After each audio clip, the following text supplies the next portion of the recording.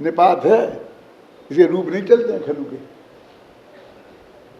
रूप नहीं चलते हैं, माने ये कभी बदलता नहीं है, ये हमेशा ऐसा ही रहता है। ये त्रिकाली तो भगवान आत्मा जैसा है। व्याकरण में कुछ शब्द होते हैं जो निपात कहलाते हैं, जिनके रूप बदलते नहीं हैं। संबंध पद ने लिखा ना, स्याद पद निपात है। इसे ये मत समझना कि अस धातु का, विधि लिंग का है, क्यों अन्य पुरुष का एक वचन का रूप है, वहां भी स्यात लिखा है, वो नहीं है। ये निपात है, जिसका अर्थ होता है किसी अपेक्षा बस।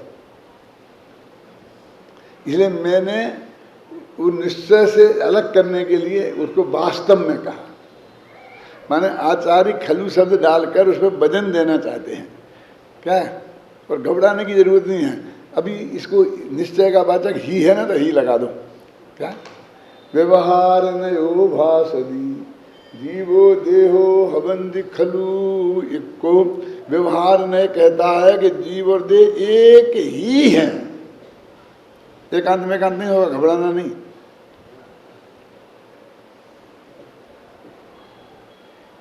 दृढ़ता की सूचक है ही कि व्यवहार नय से एक ही है, उसमें कोई दो विकल्प नहीं है। और फिर नीचे की गाथा में कहा नदु निश्चयेण जीवो देहो भी कदापि एकठो। पर निश्चय नय से जीवो देव कदापि एक नहीं हो सकते। यह भी लगा दी, कदापि माने कभी भी। क्या कभी भी एक नहीं हो सकते। दोनों कितनी दृढ़ता से कह रहे हैं पंक्ति में, एक ही हैं, तो कदापि एक नहीं हो सकते।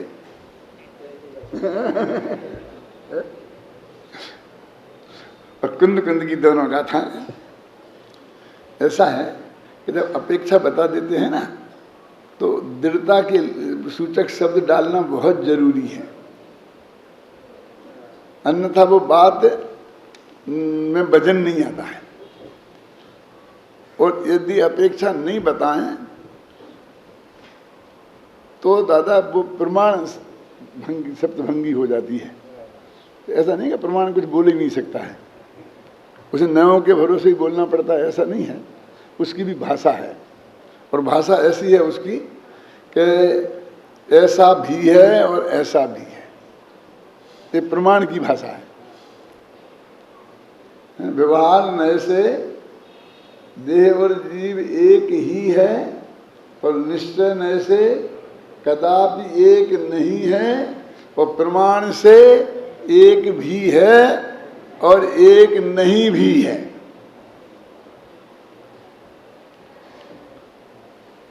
बिल्कुल बहुत सुनिश्चित भाषा है। दिक्कत क्या है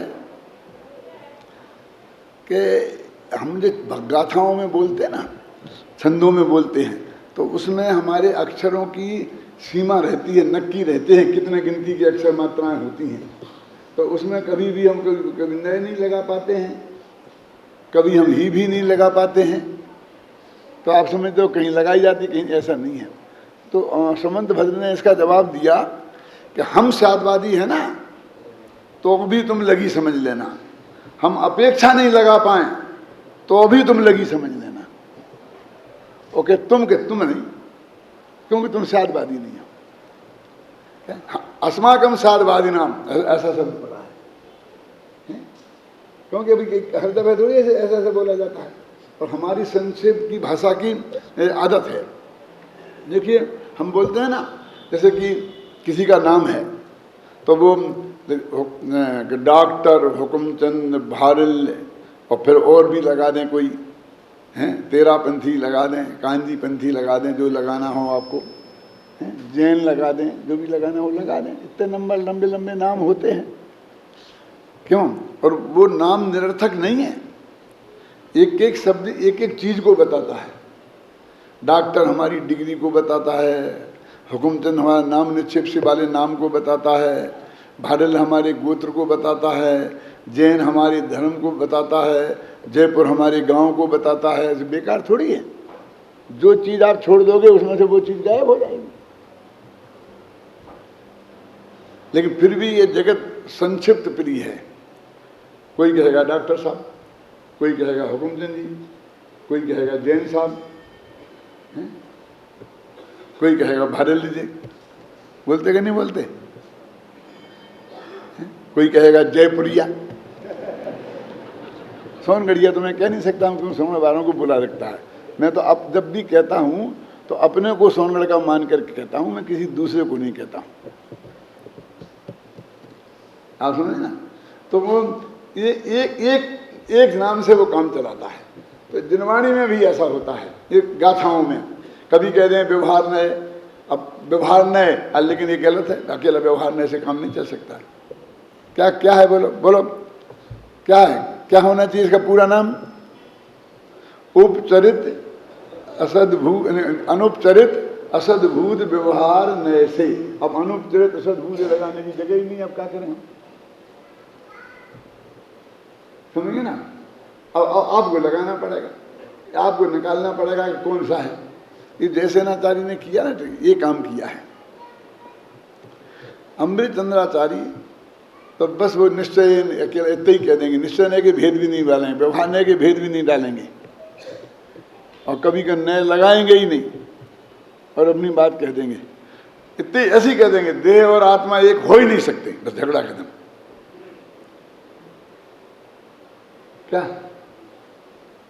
तो जैसे इनको महसूस हुआ कि भैया जब तक हम नहीं बताएं, और जिन नए का उन्ने का व्यवहार कह दिया, अकेला खलू कह दिया, अब खलू में से निश्चय निकालो, वो निश्चय में से 4 निश्चय निकालो, शुद्ध शुद्ध निकालो, शुद्ध में से 3, शुद्ध में से 1 शुद्ध निकालो।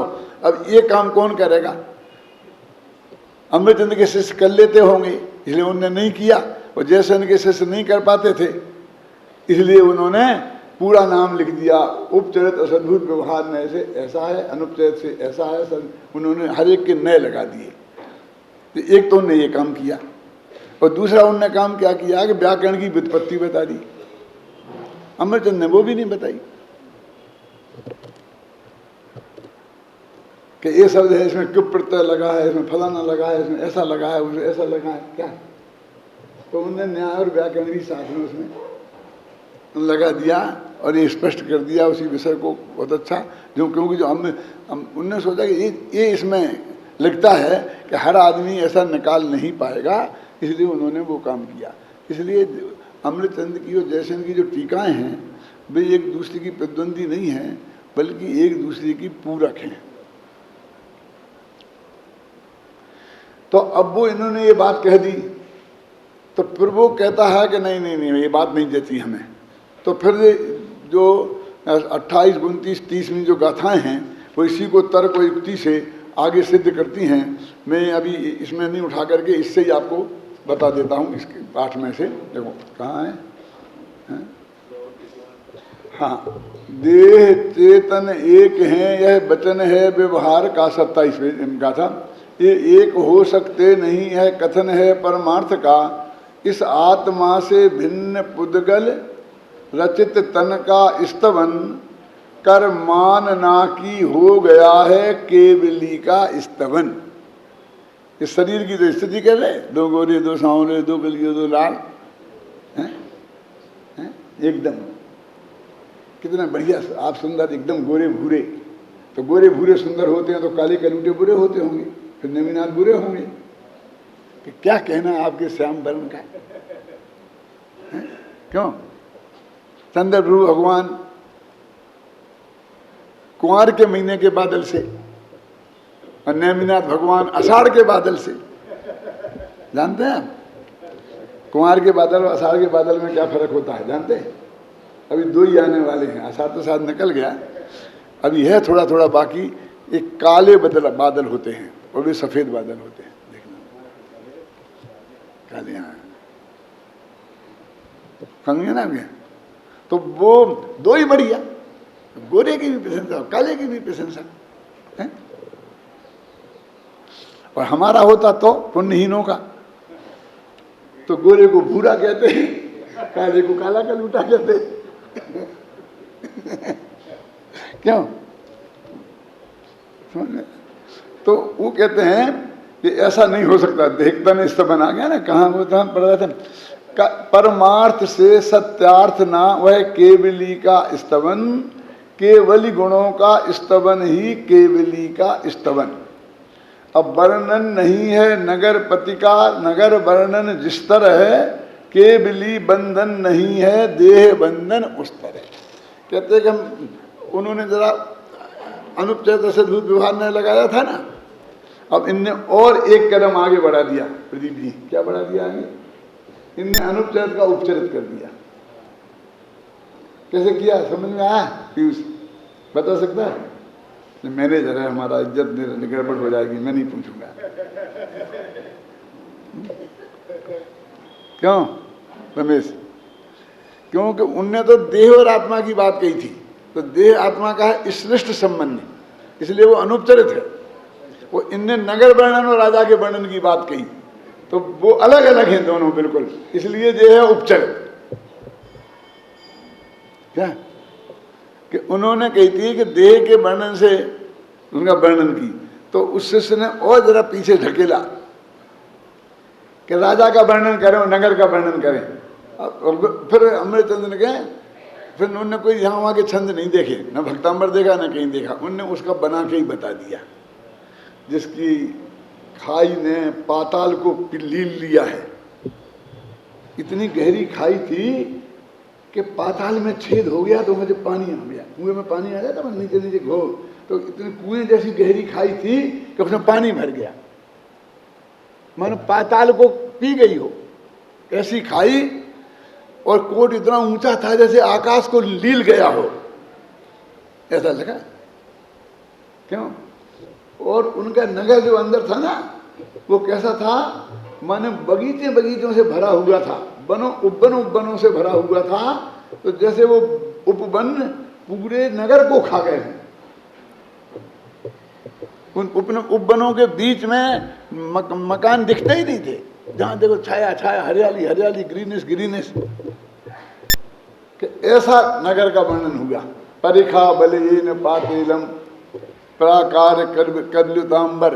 प्राकार माने कोट से कबलित कर लिया है, अंबर माने आकाश को जिसने, और खाई के बहाने जिसने पाताल को पी लिया है, और उपवनों के बहाने जिसने नगर को आच्छादित कर दिया है। ऐसा वह नगर कितना बढ़िया है। तो कहते हैं उन्होंने नगर का वर्णन किया तो राजा का वर्णन थोड़ी हो गया कि राजा बढ़िया है। कि जिस तरह नगर का वर्णन राजा का वर्णन नहीं है, उस तरह देह है नगर और आत्मा है राजा, तो देह के वर्णन से आत्मा का वर्णन नहीं हो सकता। क्या? अब जरा विचार करो गंभीरता से कि किसी राजा की प्रशंसा करनी हो तो कैसे करेंगे? वो गोरा भूरा है, ऐसा है, ये कोई राजा का गुण है? ये राजा का इसमें क्या है? गोरा भूरा काला कलूटा से। उसके नगर में शांति है, शत्रु उसकी तरफ आंख उठा के देख नहीं सकता है, हाथ पे सोना लेके चले जाओ तो चोरों का डर नहीं है। ये सब राजा का वर्णन है। उसका प्रशासन कितना बढ़िया है, सुरक्षा व्यवस्था कितनी मजबूत है। एक खाई और कोट का वर्णन, क्यों? और सारा नगर बगीचों जैसा भर गया है। ये कितना यानी वो कितना व्यवस्थित है राजा का माइंड है। तो इससे राजा की प्रशंसा नहीं है ये। अपने नेमचंद काका थे ना, जब प्रवचन करते थे तो वो एक उदाहरण दिया करते थे, दरवाजा देखकर घर की महिला कैसी है इसका पता लग जाता है। सुना किसी ने उनका प्रवचन? आपकी समझ में आया क्या? और वे उसको उसकी व्याख्या करके बताते थे कि नाक छिनकी, ऐसे दरवाजे पे पहुंच दी, किवाड़ से पहुंच दी, इससे पहुंच दी, ऐसा सारा दरवाज़ा, ऐसा किवाड़ वाड़ ऐसे गंदे गंदे हों तो समझ लो कि इसकी जो घर की रहने वाली महिला कितनी फूहड़ होगी। और एकदम झकाझक अपडेट है, सब चीज़ हर जगह व्यवस्थित रखी हुई, नीट एंड क्लीन। तो इससे मालूम पड़ता है कि इस घर की रहने वाली जो महिला है वो कितनी सुघड़ है। अब महिला की सुंदरता तो पता नहीं लग सकती उससे, लेकिन उसकी सुघड़ता का पता तो लगता ही है। तो कहते ऐसी क्या बात करते हो तुम कि नगर का वर्णन राजा का वर्णन कैसे नहीं है?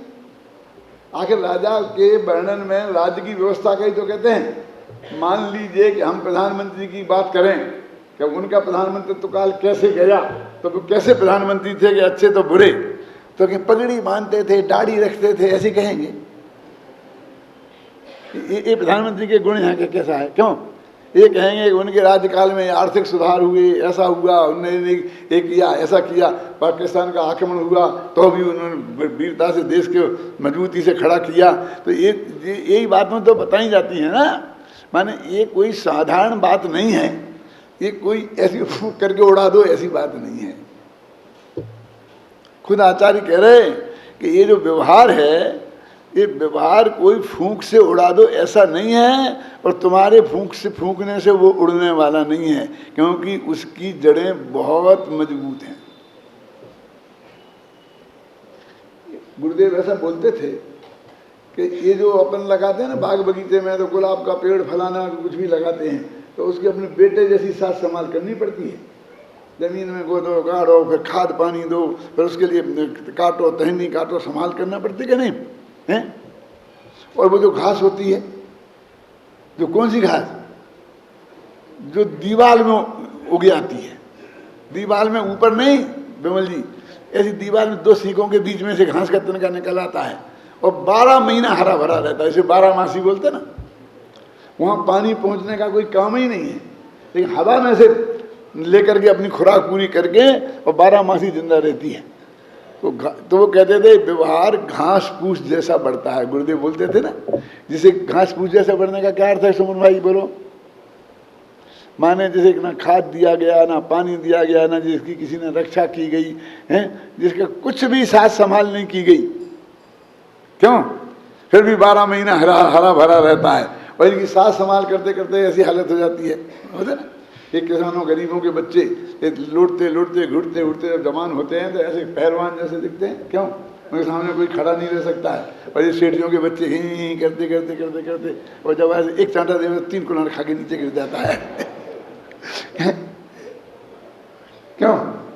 तो वो कहते हैं कि व्यवहार को इतना मजबूत है कि इतनी आसानी से ताला नहीं जा सकता है, और जनवाणी में उसे स्थान मिला हुआ है, इसलिए तुम नए विभाग समझो।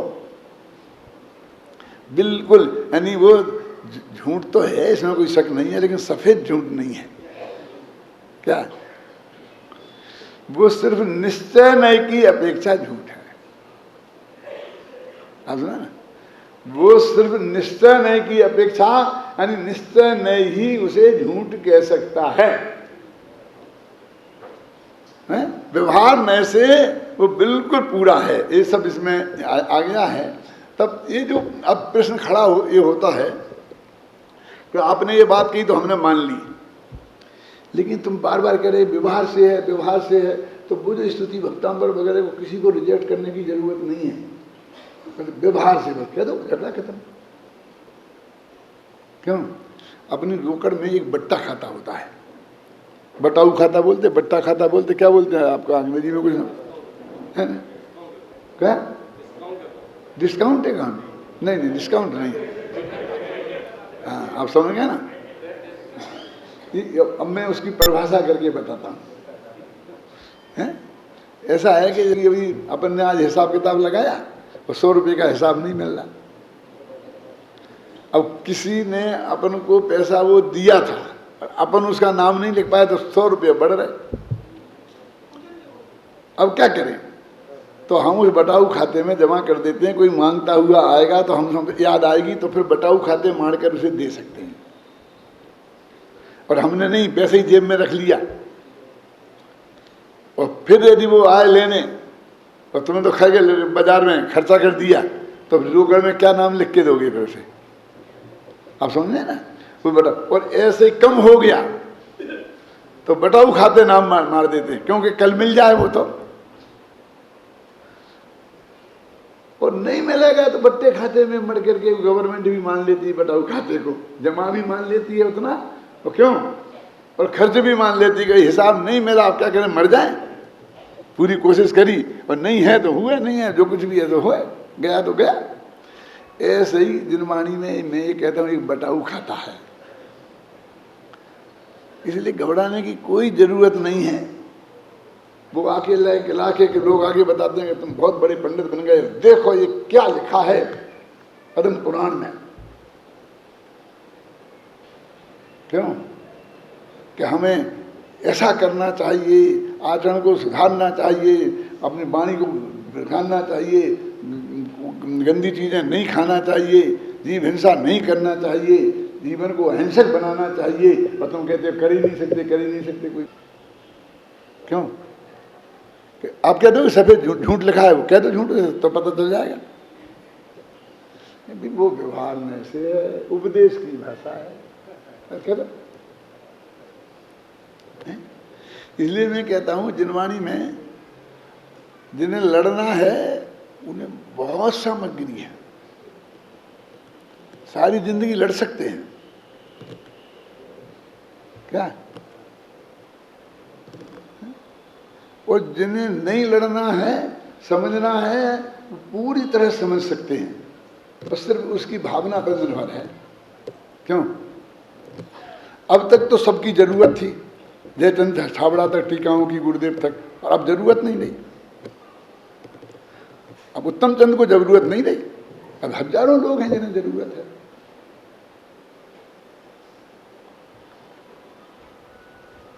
ये कोई जरूरी नहीं है, जो आपको चीज समझ में नहीं आती है तो आप उनका उल्लेख नहीं कीजिए, पर्याप्त है।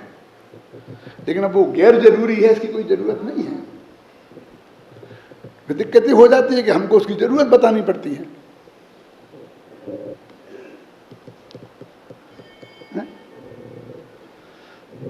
अब उत्तम चंद जी जो संपादन कर रहा है उसकी क्या जरूरत है, क्योंकि 100 वर्ष से पहले छपी हुई है, वो सब मौजूद है।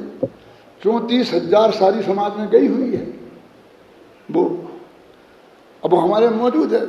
200 कॉपी रखी है, 2 साल से बिकती नहीं है।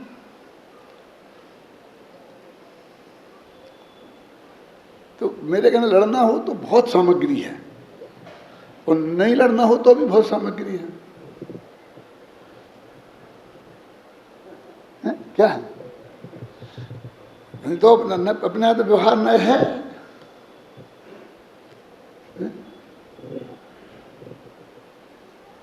उस खाते को अपन खटा सकते हैं बहुत शांति से। तो ये वो आचार्य कहते हैं कि जब तुमने बार बार कहते हो कि व्यवहार स्थिति है, व्यवहार स्थिति है, तो ये व्यवहार स्थिति है, तो ये व्यवहार क्यों लगाते हो? तो स्थिति है कहो ना, तो फिर कोई निश्चय स्थिति भी होगी। जब तुम इसे बार बार व्यवहार कहते हो ना, क्यों है? तो कोई निश्चय स्थिति भी होगी। तो निश्चय स्थिति क्या है? शिष्य ने कहा कि तुम बार बार कहते हो कि वो व्यवहार ये है, निश्चय से ऐसा नहीं है, निश्चय से, तो निश्चय ने से क्या है फिर स्थिति? फिर हम भगवान की भक्ति निश्चय ने से कैसे करें? तो उन्होंने कह दी कि जो उनके व्यवहार गुण से कहना और केवली के गुणों का स्तमन करना वो निश्चय है। तो केवली के गुणों का स्तमन करना वाणी में बोलते ही फिर व्यवहार हो जाएगा। अब वो निश्चय भी है, व्यवहार भी है। उनके मुकुट का वर्णन करना, सिंहासन का वर्णन करना, अस्प्रात्या का वर्णन करना व्यवहार है, और अनंत चतुष्टय गुणों का वर्णन करना निश्चय है। और चूंकि अनंत चतुष्टय 4 हैं तो भेद व्यवहार। क्यों? तो कुछ सोचना ही नहीं, मतलब उनने त्रिकाली ध्रुव अपना भगवान आत्मा उसमें लीन हो जाना, वो निश्चय स्थिति है। मुनियों के 6 आवश्यक कर्म है ना दादा, है ना, समता, धर, बंधन करें, नाना स्तुति बनाए, मुनियों के हैं ना आवश्यक कर्म। तो उन आवश्यक कर्मों में बाहुबली ने तो एक ही नहीं पाले। क्यों? तो वे तो मुनि नहीं थे सच्चे, और भरत ने नहीं पाले, तो वे भी मुनि सच्चे नहीं थे। क्यों? कि ना उन्होंने बंधन किया किसी को, और ना उन्होंने स्थिति बोली, नाना थुति बनाया है कि नहीं है?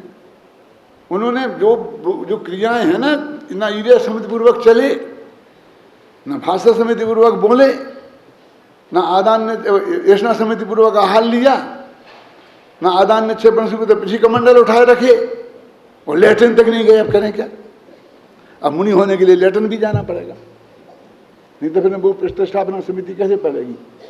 मतलब देख करके मलमूत्र का छेपन करना, तो उनके तो नहीं थी ना, फिर सब 5 समिति नहीं थी, कुछ नहीं थी। क्यों?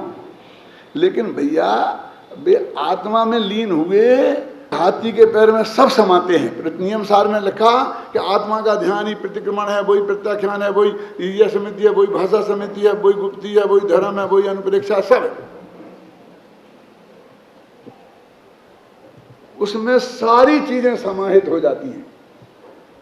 जी, तो बाहुबली पे कोई आरोप नहीं लगाया जा सकता कि वे सच्चे मुनि नहीं थे।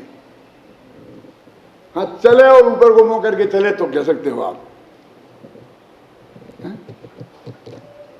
अब जैसे मैंने देखा ये पापी महापापी का लगाने की क्या जरूरत थी? धर्मात्मा कौन है वही लगा देते ना। क्यों तूने लगाया है?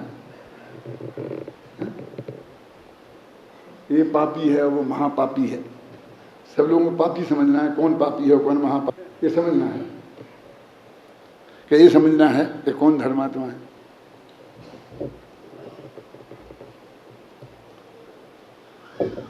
तो उनकी निश्चय स्तुति क्या है?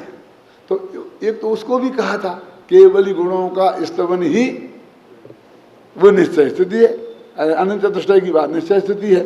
और फिर अब बाद में कहते हैं जो इंद्रिये जिणता, 31वीं का था, जो इंद्रिये जिणता प्राण स्वामाधियम गुणदी आदम, कि जो इंद्रियों को जीत कर ज्ञान स्वभाव से अधिक भिन्न, अधिक माने भिन्न, ज्ञान स्वभाव से भिन्न में, तो ज्ञान स्वभाव से भिन्न माने क्या? ज्ञान स्वभावी और पर से भिन्न। तो ज्ञान स्वभाव से भिन्न कैसा लिखा जाए? ज्ञान स्वभाव आधियम, क्या अर्थ ऐसा भिन्न कैसे निकल सकता है? अधिक माने तो अधिक होता है, क्यों? तो ऐसा अधिक निकलता है कि देखो ये भी अनंत गुण है इसमें, और हमारे आत्मा में भी अनंत गुण है, लेकिन आत्मा में ज्ञान गुण इससे अधिक है। ऐसा अर्थ में क्या है? इसका नाम ज्ञान स्वभाव बाधियम, मतलब हम क्या समझे ना, इसमें ज्ञान गुण अधिक है और इसमें ज्ञान गुण नहीं है। ऐसा आत्मा को जो ज्ञान गुण अधिक वाला माने उपयोग लक्षण वाला जो भगवान आत्मा है, उसको जानकर और उसमें जम गया, भले भगवान की स्थिति होगी। भगवान होगा नाम वाम भी नहीं है, कुछ भी नहीं है, उनकी तरह उपयोग भी नहीं किया और उनकी स्थिति होगी।